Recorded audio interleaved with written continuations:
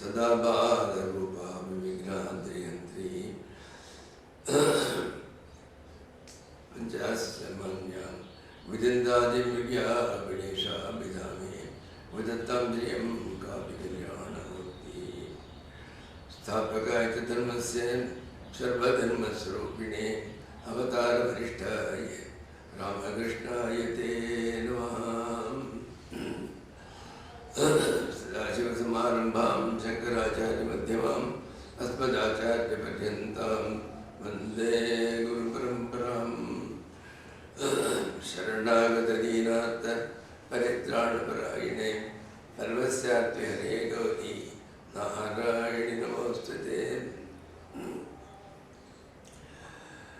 Krishnaya Vasudevaya Hare Paramatmane Pranatakleshanashaya Govindaya Namo Namaha Apadabhaktaram Dataram Sarvasampadam Lokabhiram Sri Ramam Bhuyo Bhuyo Namamyam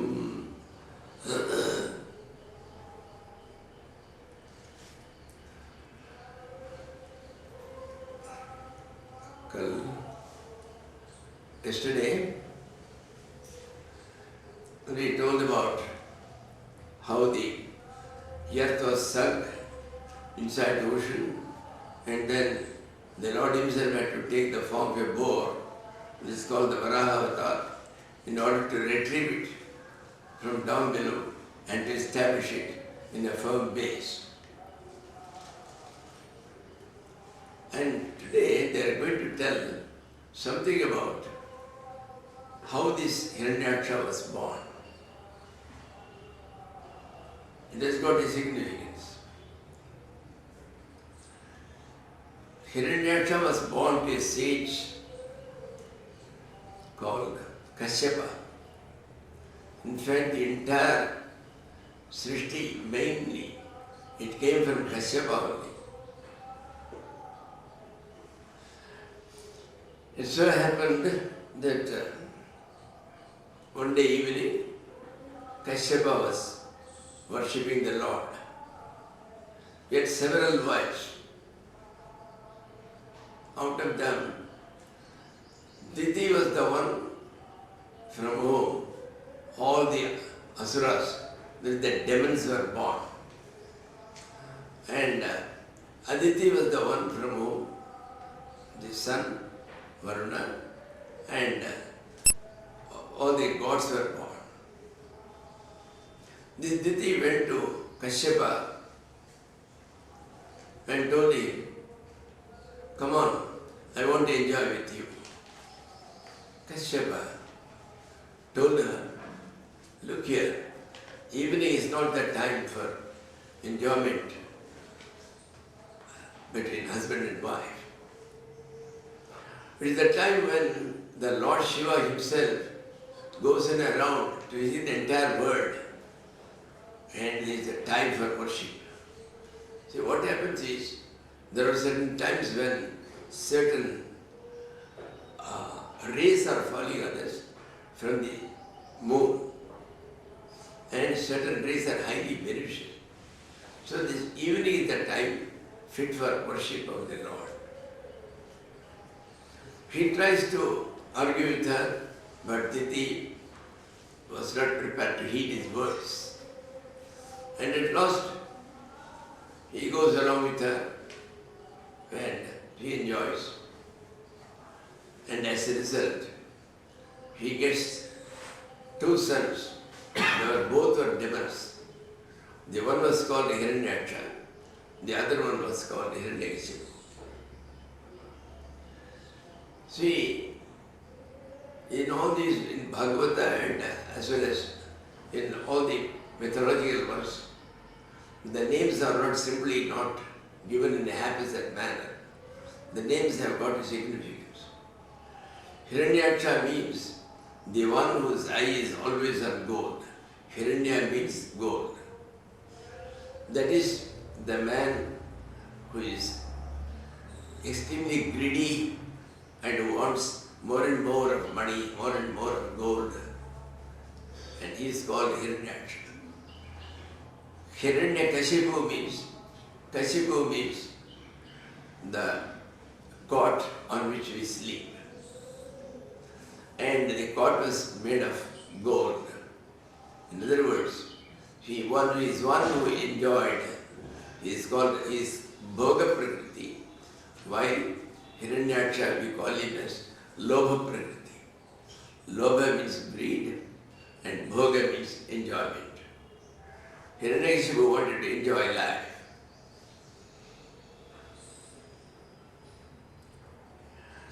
So these were born, and every day they were growing beyond the normal height of a man. And then he tells how these people were born tall, these Hiranyaksha and Hiranyakashipu. Lord Vishnu had two people, two sentries at the door of his world. The sentries were there to prevent any all and sundry from coming in to have the darshan of the Lord. And the two sentries were known as Jaya and Vijaya. Their names were Jaya and Vijaya.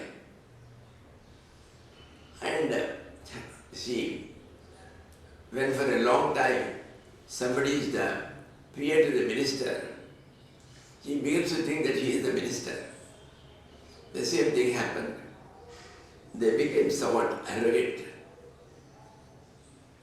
One day, the firstborn, the mentally created ones, the mental creations of Lord Brahma, who were born,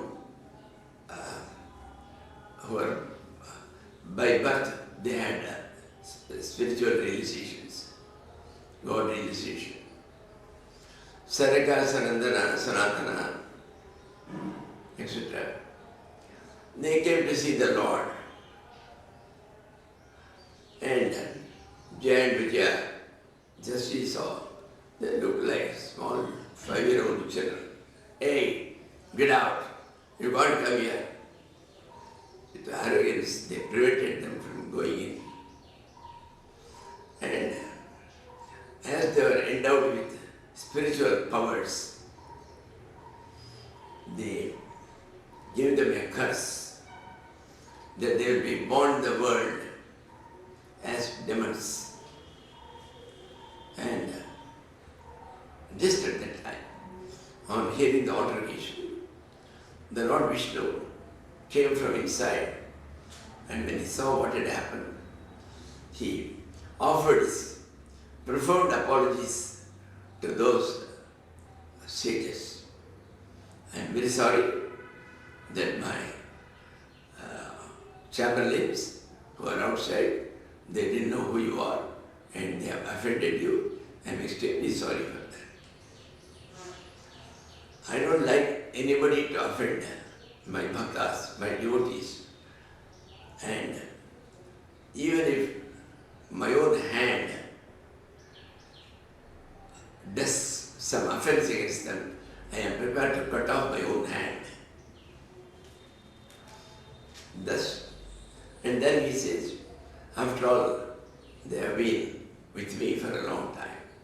So please, let them not be permanently demons. Give them a period where. And there were 3 births as demons, and then let them come back to me. And there were the people who were born as Ravana and Kumbhakarna in one age, and the other age they were born as Hiranyaksha and Hiranyakashipu. Like that, they were born 3 times they were born. See, the point here is, even after we get our spiritual goal, we should always be humble. We should never get the arrogance of spirituality that I have had the realization of the Lord. That should not be there. And if that is there, the Lord can, even though, see, all the people who have come to Vaikuntha, who are there, all of them are realized souls. Otherwise they can't come there. So even Jaya and Vijaya were realized souls only. But when they were so arrogant, by Lord's will, they can be once again entangled in the phenomenal world, in the Maya of the world, they can be again entangled. So that is why one has to be always careful. Whether he has got the realization or not, one should always be humble. So that is the lesson we get here. And now the story of Hiranyaksha, how he was killed by the Lord, it is going to come later on. Hiranyaksha came, Hiranyakashipu's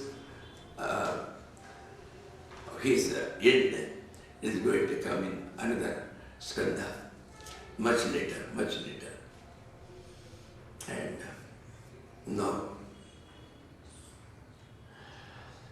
there are many creations, and in the beginning, first the creations were mental, then Sargasandana, etc.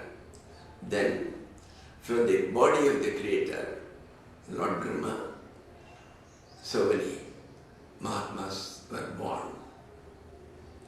The first one to be born was Swayambhu Manu. Swayambhu Manu was the first to be born, along with his wife. Both together, they came out of the body of Lord Brahma. Swayambhu Manu's wife was called Shatarupa. Both together were created. Since then only, the creation where the habit of husband and wife creating a child, it began. Earlier it was either from the body or from the mental imagination of the Lord that they were being created. Now, this Swayambhu Manu had 3 daughters. Out of them, one daughter, the second daughter called Devahuti, was ready for marriage. In those days, the creation was only a few people, some 10 people, 12 people, and they were dispersed over the entire earth. So nobody knew. So, when Swayambhu Manu was doing tapasya, or the penance, the Lord went and told him, Swayambhu Manu, you take your daughter and go towards this direction. And there is another son of Brahma who came from a different path. His name is Kardama. He is doing a lot of tapasya and he has done a lot of penance. You go and give your daughter to him. That is what is ordained. And she agreed. And Swayambhu Manu, along with his wife and along with his daughter, they started their chariot and they went to Kardama. When another great king has come, Kardama gave him all the due respect and welcomed him and then asked him what service he can do for him. When he told him that I have come to give my daughter in marriage to you, I want you to marry my daughter. Kardama said, okay, but there is one condition. The condition is, Atopajishe samayena sadvim yavattejo viparyad atmanomim ato dharman paramacharya mukhyan shukla prabdhan bhuvamanye avimsran. Yes, I will be with my wife till such time as one son is born. When once a son is born, I am sorry, I will leave her, I will go away somewhere to do my further penance as a sannyasi, taking all the laws of a sannyasi, of a Paramahamsa. So I want to get God. That's my ultimate aim. So I won't be with her. And if you are agreeable to this condition of my leaving her suddenly and going away, when I get a son, well, I can marry your daughter. There's no problem. So, this is not a decision which the father can take. This is a decision which the girl is to take. He looks at Devahuti and finds that Devahuti is prepared. On the contrary, she's also a divine lady. So she is very happy that she is getting a husband who is completely spiritually inclined and not world-minded. So she was very happy with that at that time. After all, this young girl, she didn't think of all the consequences. Then,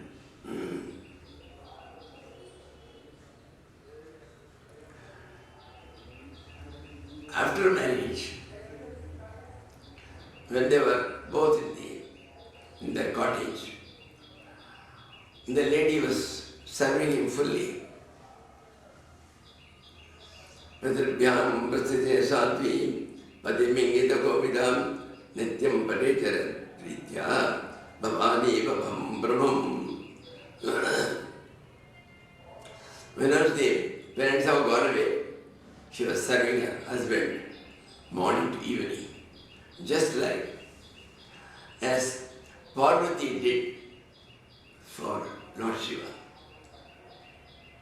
How there is a similarity between the two. When Lord Shiva,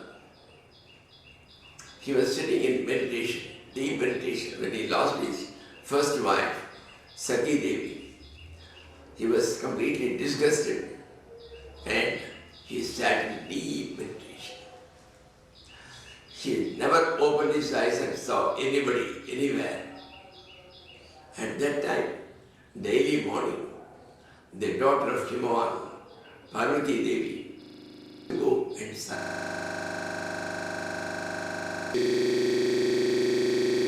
take away all the old flowers and then keep that house clean and neat. All these services she was doing. So even though Shiva never cared to look at her, but Parvati was very sincerely doing all these services.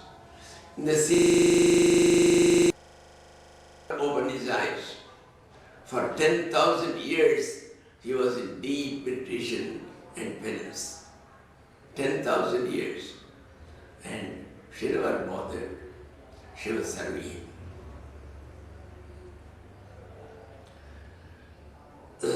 Then, when he got up, he saw his wife standing. She said, "Oh lady, don't worry. By these 10,000 years of tapasya, of penance, I am entitled to go to various other worlds where you can enjoy. So I am going to share all those words along with you." But Devahuti is not very happy. In these 10,000 years, she has become very old. Where is the question of enjoyment now? And then he understood, yes, the enjoyment which a husband and wife should have together, I never gave her. She wants it. Okay, I will give her. You see, This is of course a mythological story, but much later, perhaps some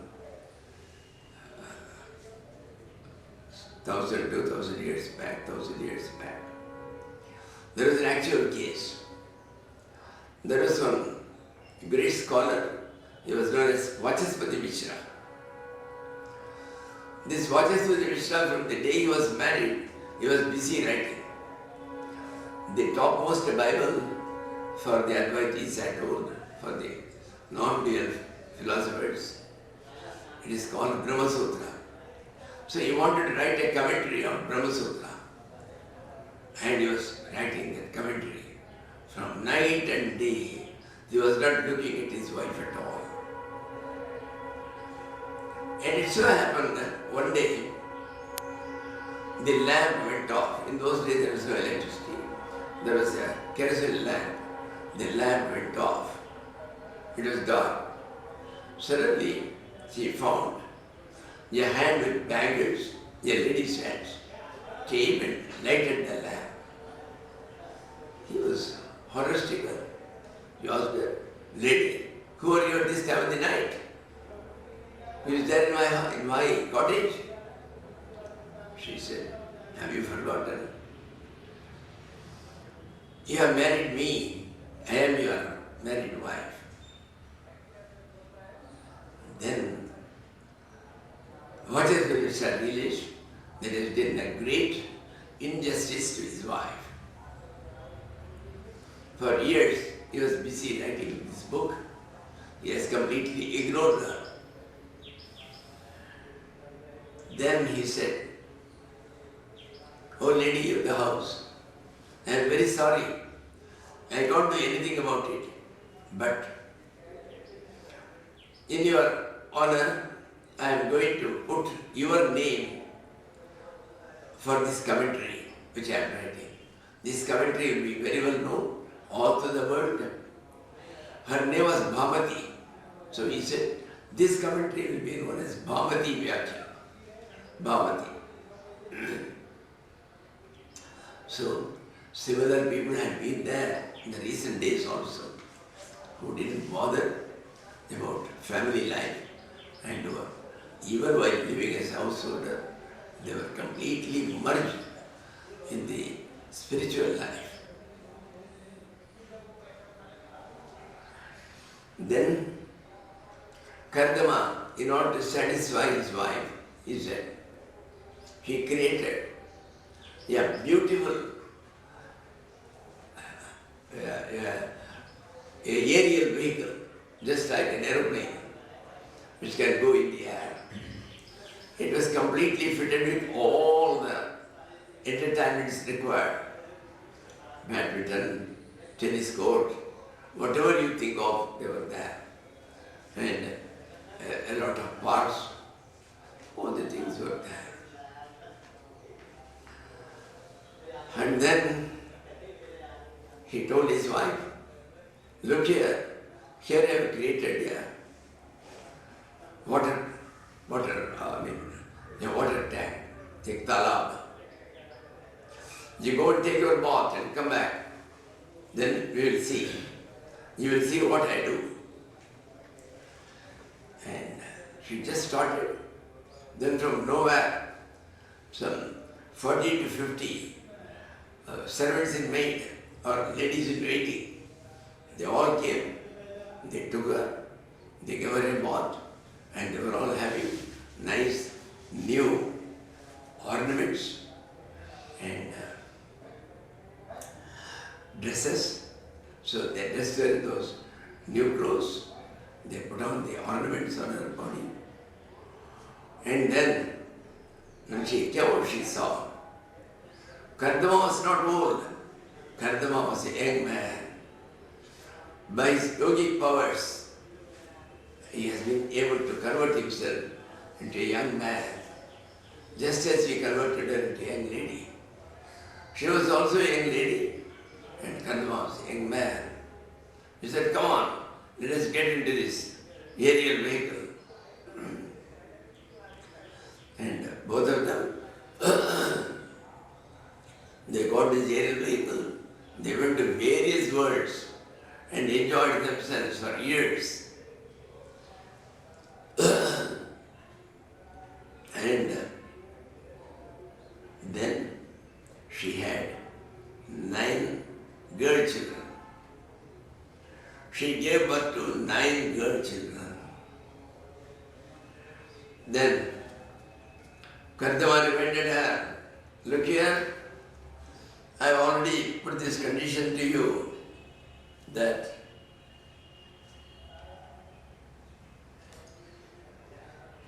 I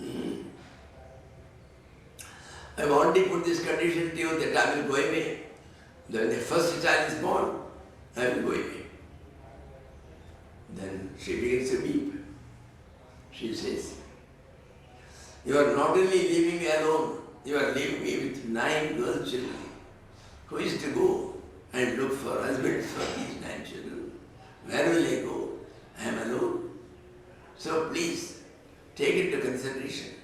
Yes, I agree that I had given my consent to your condition, but see the present condition and have some compassion on me.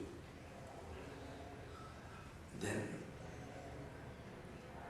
Kardama said, okay, your next child is going to be a boy. He's not going to be an ordinary boy. The Lord Himself is going to take an incarnation and be born in your womb as Kapil Rishi, Sage Kapila. And he is going to propound and propagate a new type of philosophy called the Sankhya philosophy. So when that boy is born, then I will be going. At least temporarily, his going was postponed. She was happy. And after a few days, Brahma came there along with his Saptarshis, along with his seven children who were all great sages. Marichi, Pulaha, Pulastya, Vasishta, Atri, such people. He brought them all and he told, Kardama, your 9 girl children, give them in marriage to these 9 sages. I want them to be the wives of all these sages. Give it to them. So he was happily married them off. And now, the next child was just born. It was Kapila. When the Kapila was born, when it was lying in their room, alone, Kardama goes and bows before it, prostrates before it. And then he says, Lord, somehow I am accustomed to go around and then do my sadhana. I can't remain in one place and do my sadhana. But I will keep you in my mind. You are not ordinary child. You are the divine child. You are the Lord Himself who has taken this form. So I will always keep you in mind. And I will be meditating on you, but I have to go away from here. The Lord gives him the permission, and Kardama goes away into the forest, as he had already put the condition. Now that your boy child was born, and all the girl children have been married off. So he brought 9 rishis and 9 girls have been married.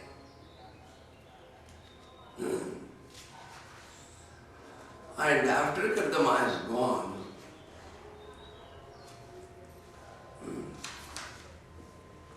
one day Kapila has grown. Kapila was sitting in meditation. Devahuti goes and prostrates before him, his mother, because she knows he is not my son, he is the Lord Himself. He goes and prostrates before him. Nirvinnanitaram bhumanne asadindriya darshanati. Lord, I have realized it too late. I have been on the wrong path. The path of enjoyment in the world, all worldly enjoyments. I had a very nice, excellent husband. If only I wanted, he would have put me on the right path to the Lord. But I never wanted it. I wanted only the worldly comforts and the worldly happiness which he gave me. And as a result, now I am in darkness. I do not know where to turn. My age is also advancing. I am becoming old. So,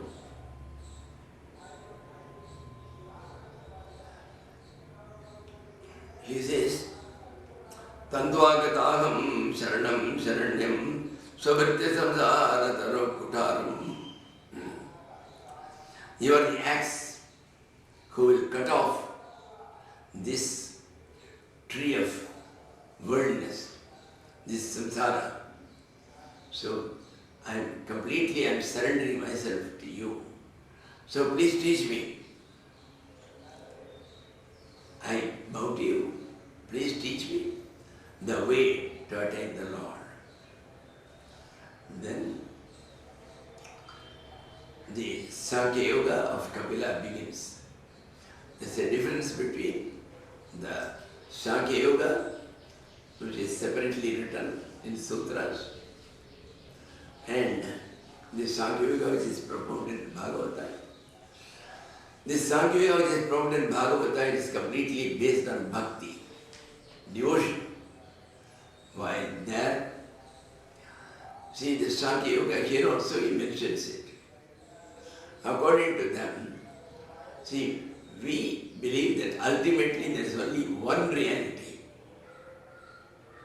But they believe that ultimately there are two realities. One is the nature, the primordial nature, this is called the Prakriti, and the other one is the Lord, is the Purusha. It's not the Lord. They don't believe in any God. So, it is the Atma. You may call it the Atma, Jivatma. So there is called the Purusha. So there is Purusha and Prakriti. Both are real, both are true. But the Purusha does nothing. He is simply sitting. But in his presence, it is the Prakriti which creates the world. It is the Prakriti which looks after the world and finally dissolves it. All these things are done by Prakriti. Why? What we see, we accept that there is a Prakriti, there is a nature. But we consider that Prakriti as a part of the energy of the Lord. It is not separate. It is a part of the energy of the Lord. So it is done. That comes as Maya also. So it involves us in the world and it also takes us out. So that is how we believe in it. As far as we are concerned, we think of only one final entity, the one reality, which has become one. This is the main thing. Then he begins to teach her. Cheta kalprasya bandasya muktaye chatmano matam gunetu saktam bandhaya ratam vamsi muktaye. The key to getting out of the world, this samsara, and being successful in the spiritual path is your mind. It is the mind which makes you be involved in the world. It is the mind when you take it out, you come to this phenomenal world. If the mind, you involve it in the worldly objects, then it is going to bind you forever. then accordingly you will do actions to get things, and these actions will have papa and punya. Again you will have birth, so birth and death will recur. On the contrary, if you engage your mind in thinking of the Lord, then you will reach the Lord Himself. Thus, it is the mind which is a steering wheel. You turn to the left, you go to the world. You turn to the right, you go to the Lord. And then, aham mama abhimanuttai kamalobhadi birmali vedam yadamana chuddham adukham asukam samam. The only thing is, how to get out of the world then? The word is aham mama abhimana. That I did, aham. And this is mine, this is mine, this is mine. This aham and mama. I, that mine. So both these things you have to leave off. If you can leave off this, then there will be no more desires. Who desires? From where desire came? It is you, the I desires. I want a refrigerator. I want AC. So it is the I who desires. So this desires, greed, all these are the impurities. All these impurities come because of this I and mine. If only we rid ourselves of these two, this I and mine, and say, nothing is mine, nothing belongs to me, they all belong to the nature, then we'll be able to come out of this world. Then there is no other way except devotion to the Lord. Only through devotion to the Lord one can get out of this world. There is absolutely no other path to get rid of this world. Otherwise, again and again we will be having this cycle of birth and death, and we will have to suffer. In every birth we will be having sufferings, we will be having sorrows. All these things will come and trouble us. For that purpose, what to do? Prasangamajaram pacham atmana kaviyo vidu seva sadhu mokshadvaram apamritam. If you get yourself attached to the worldly things, well, it will lead to destruction. On the contrary, if you have all your attachment to the devotees of the Lord and go and remain in their holy company, well, then you will be able to get rid of this worldly tribulations, miseries, sufferings, sorrows, and all these things. You will be able to get out. Then Devahuti asks one question. You said we should go to the holy company of devotees. How do I know who is a devotee? Everybody looks like a devotee to me. So how do I know? What are the qualities of a devotee? Titiksha, Karunika, Sugada Sarvadehinam. These devotees, they can bear any amount of sorrows, any amount of sufferings. They will not absolutely object to them. So this is called Titiksha.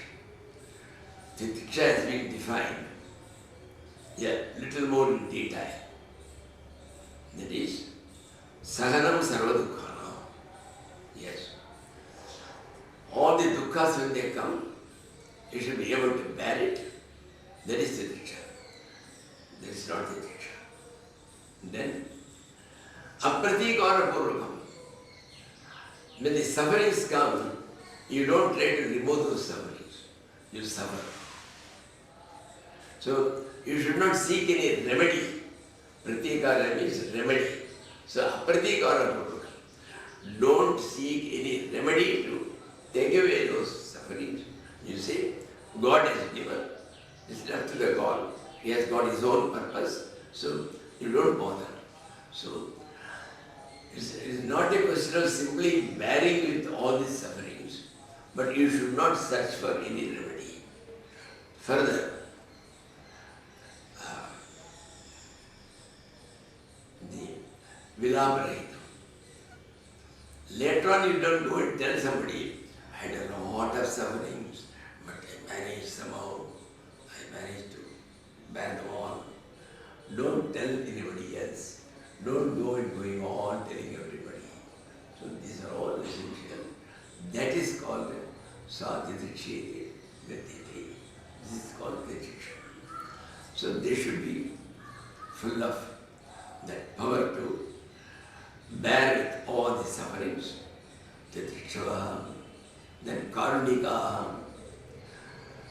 When people are in need or people are in trouble, they should be able to exercise their compassion. So people with compassion, that is one of the qualities of a sadhu or a holy man. This compassion is very, very essential. Then the next one is Sudha Sarvadehinam. They are not only the friend of men, they are the friend of reptiles, they are the friend of all small insects, they are the friend of serpents, they are the friend of lizards, like that.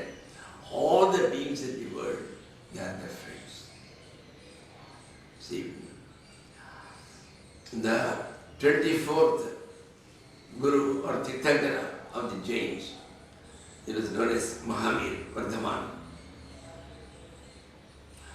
This Mahavir was going in a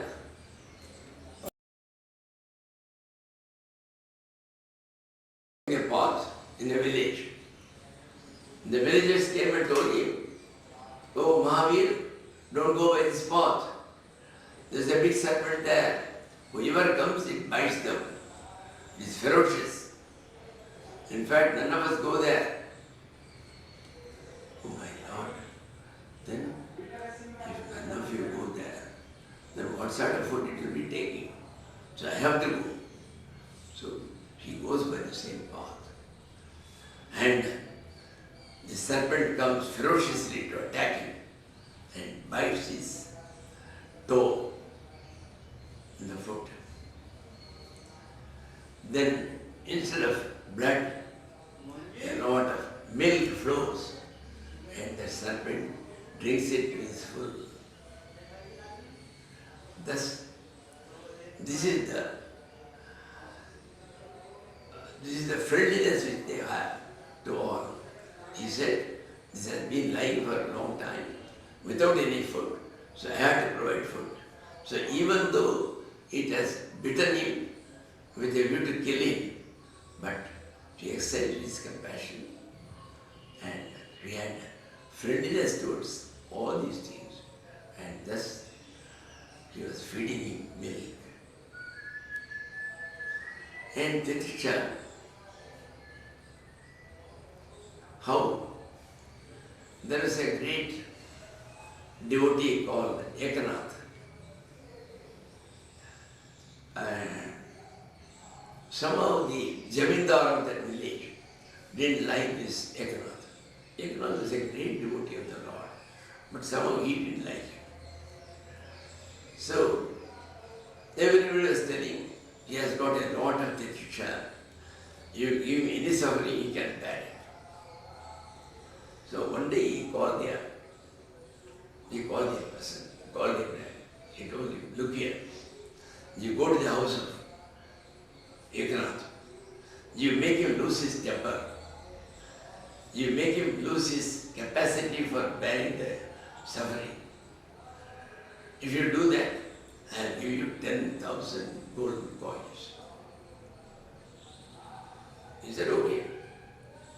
So, this gentleman, he goes to his house. At that time, Ekanath was doing his puja in his puja room. Still, when there was a knock, he came to open the door. And this gentleman was there. He just pushed him aside and went directly into the puja hall. And with his booted foot, he just pushed aside all the gods which were there. Ekanath was not perturbed. He kept quiet. And then he demanded, I want food just now. He told his wife, come on, serve me food. They served the plate and food was kept. And he began to eat. That lady was bending in order to serve him. Suddenly, he got up and sat on her back. She was bending, so she sat on her back. Then Ekanath told his wife, look here, the gentleman is sitting on your back. He may not fall down. Be very careful. Then that lady replied, hey, I have given birth to 8 children and they have all played with me in this manner. So don't worry, I will be very careful. Then he got ashamed. He prostrated before him, begged forgiveness, and went away. These are all the devotees, the sadhus. Then Karnika, full of compassion towards all. Buddha was going somewhere. People told him, don't go by that path. There's a dacoit. He kills people whoever comes. His name is Angulimala. He kills and then takes away his finger and put him in his mala, in his garland. He has got a garland of all fingers of all the people whom he has killed. This man, he was going by that path. Angulimala said, hey, stop. Buddha told, look here, I have stopped long back. It is you who is still carrying on. You have not stopped. Then he says, who is this man who is fearless? Then he asked him, how is it you are fearless? Everybody is afraid of me. Then he teaches about Buddha, about Buddhism, and tells him that their cult is only to be always compassionate towards all. So I know that the world has ignored you, so nobody can come near you. That's why I came. Then he becomes his devotee.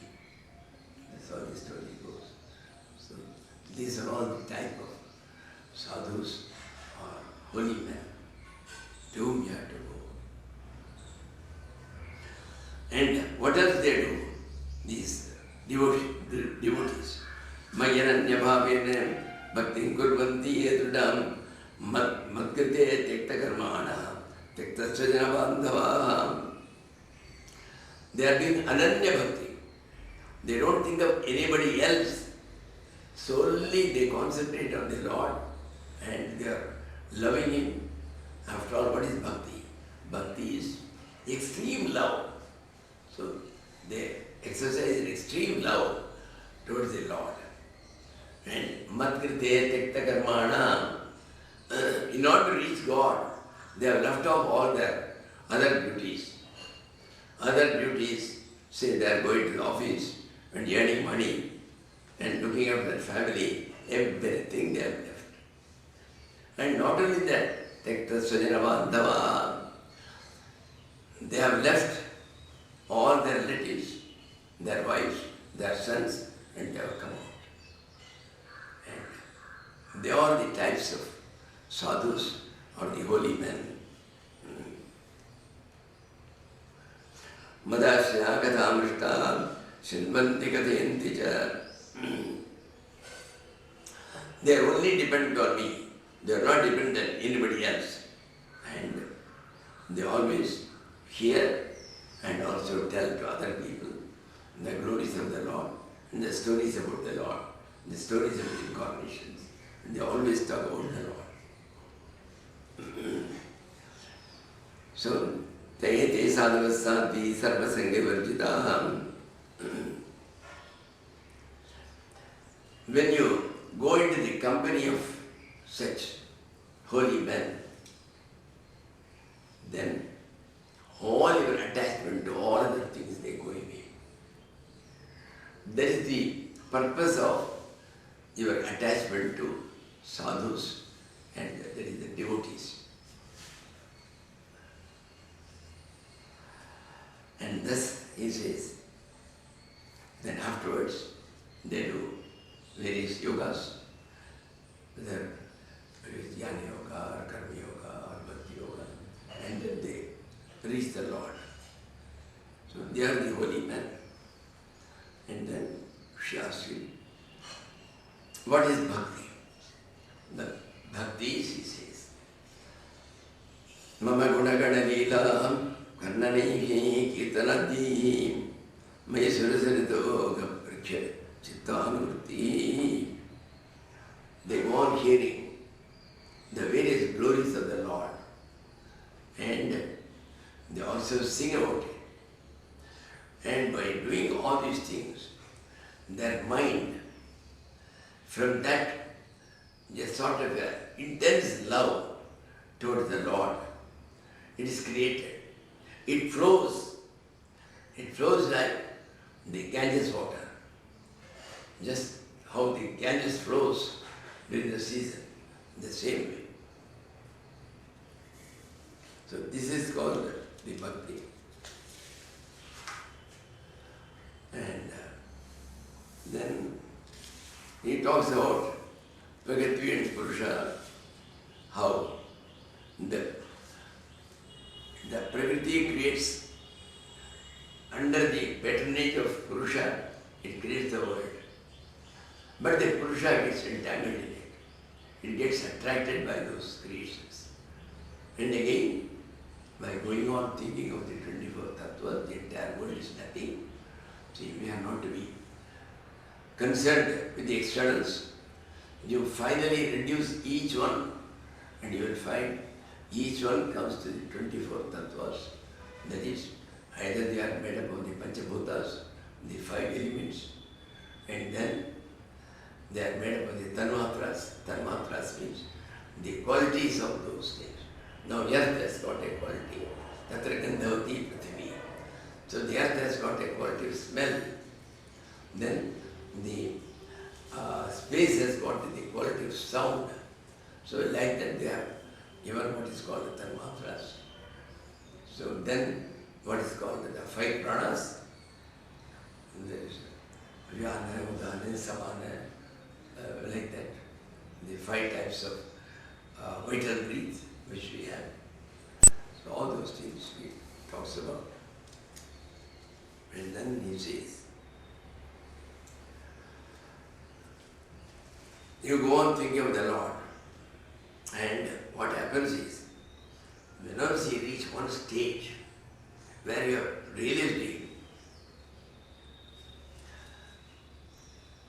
dehanchatanna charama sthitamuthitam va siddho vipasyayeto adhyava satsarupam.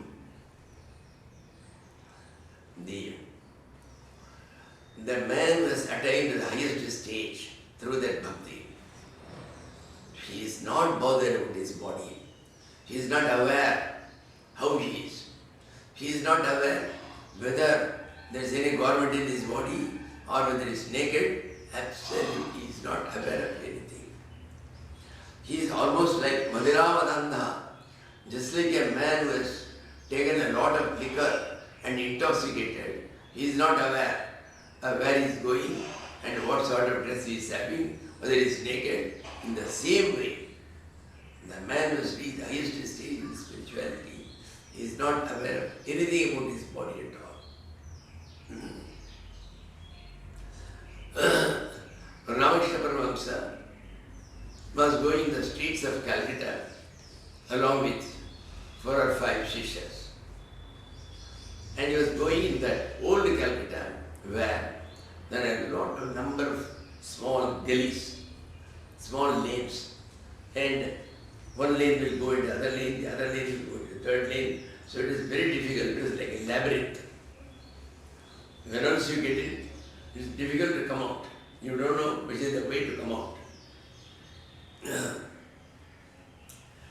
At that time, in some house, there is a song about the separation of Radha from Krishna, and Radha is singing. It was so nice. When Ramakrishna heard it, he wanted to go and hear it from nearby. He wanted to be very near to that. So he runs through several lanes and at last reaches the front of the house where from the song is coming. He is standing still. By that time, his disciples, they wanted to find him because he has run away. So here and there, they tried to find him, and at last they reached the place where he was starting. And they were horrified to find he was standing. His dhoti had fallen somewhere else. The garment which he was wearing on the lower part of his body, it had fallen somewhere else. And these people got annoyed. They said, Tagore, this is not your village. This is a city. It's called Calcutta. You know that? And what sort of things you are having? Where is your dhoti? Then Ramasharam answered, you rascals, I am searching where is my body and you are asking where is my dhoti. That is the stage which they reach.